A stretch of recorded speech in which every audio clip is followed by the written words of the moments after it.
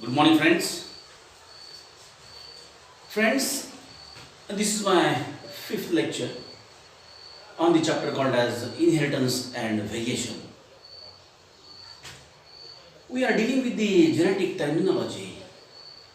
We have seen many terms which are used in the chapter called as Inheritance and Variation. What are the terms? We will see in the summary. That is, what is the meaning of the factor? What is the meaning of chromosome? What is the meaning of the gene? What is the meaning of dominant character? What is the meaning of recessive character? We have seen the phenotype, we have seen the genotype also. Friends, after that we are going to see the next terminology that is called as homozygous.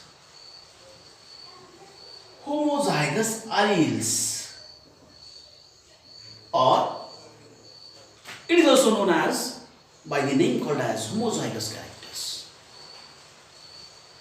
Now, what is the meaning of homozygous allele or homozygous traits? I have told you the meaning of the trait. That is, it is one of the inheritable character which is detectable. That is called as trait. Here, homozygous means an individual which possess the similar type of alleles or identical alleles. They are called as homozygous alleles, and always they are pure for that particular trait, and these alleles are of similar type. Okay, and they can breed truly such type of pair of genes. They are called as homozygous character or homozygous alleles. For example, capital T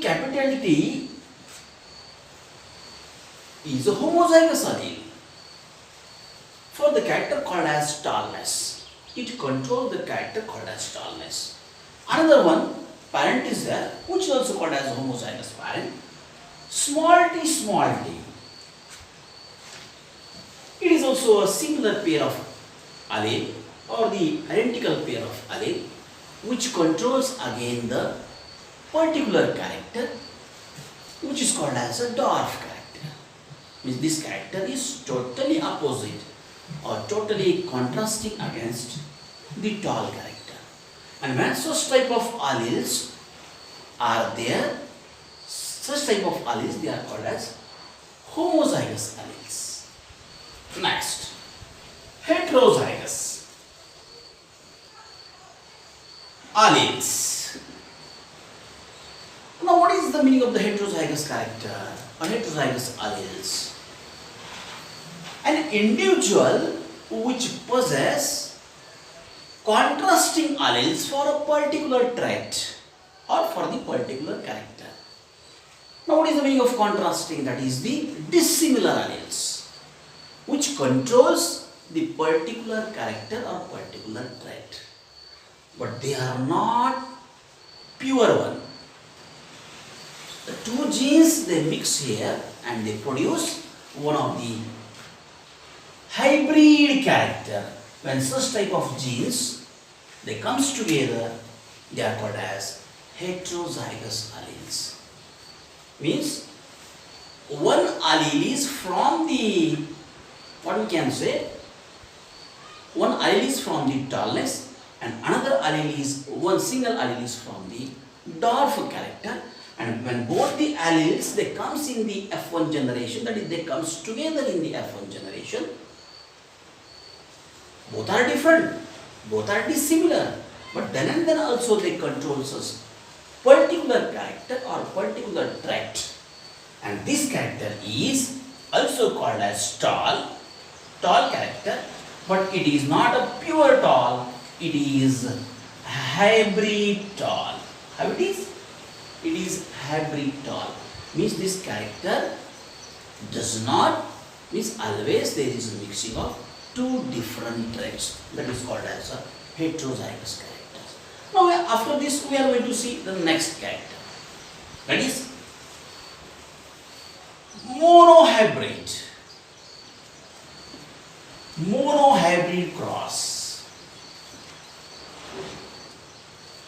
after the monohybrid cross, we are going to see what is the meaning of pure line characters. We will see one by one. After that, we will see dihybrid cross, when it is done, F1 generation, F2 generation,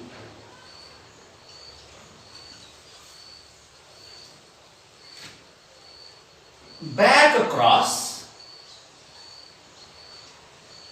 test cross, etc. Now, first of all, we will see what is the meaning of the character called as the monohybrid cross. Now, what is the monohybrid cross?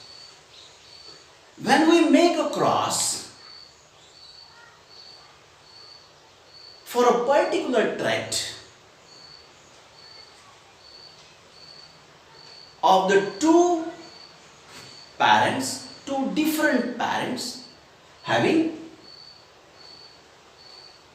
two contrasting characters, when such type of a cross is done, it is called as the monohybrid cross. Means, if we see how the cross is done, that is, we are going to make the cross between two parents having a single contrasting character. These two different parents are there. One may be tall, another may be dwarf. We are going to make the cross of the both. We are going to make the parents, and what we get from that particular cross is the F1 generation. We self the F1 generation, we get the F2 generation, and finally, after making the cross, we get the ratios. That is, the two types of ratios are there, which are very, very important on the basis of the Mendel postulates or the Mendel's laws. That is the first law, that is called as law of dominance. What is the ratio? First one ratio is called as phenotypic ratio, that we are going to see. Phenotypic ratio, and next one is genotypic ratio. These two ratios we get after making the monohybrid cross or after making the cross of the dihybrid parents. Now, how the monohybrid cross is done, I will explain you here. You see here, we are going to take the two parents which has a contrasting character. Number one, that is tall parent. The parent having tall character is crossed with the parent having dwarf character. When we write in the sentences, and when we write it in the wording form, this is called as phenotype.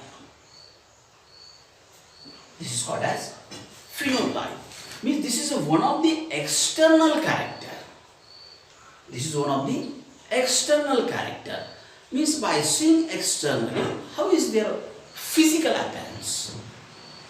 And when we see the physical appearance, or what is the physical appearance of that particular organism, might be the plant or might be the any animal. When we see that, that is called as a phenotype. And what is the genotype?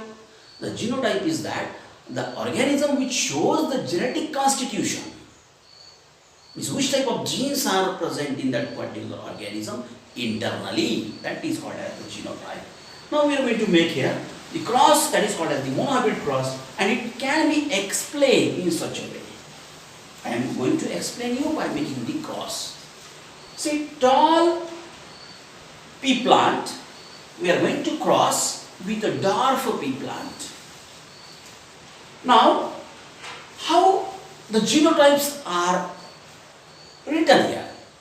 Capital T is a genotype for tallness, and small t is a genotype for the dwarfness.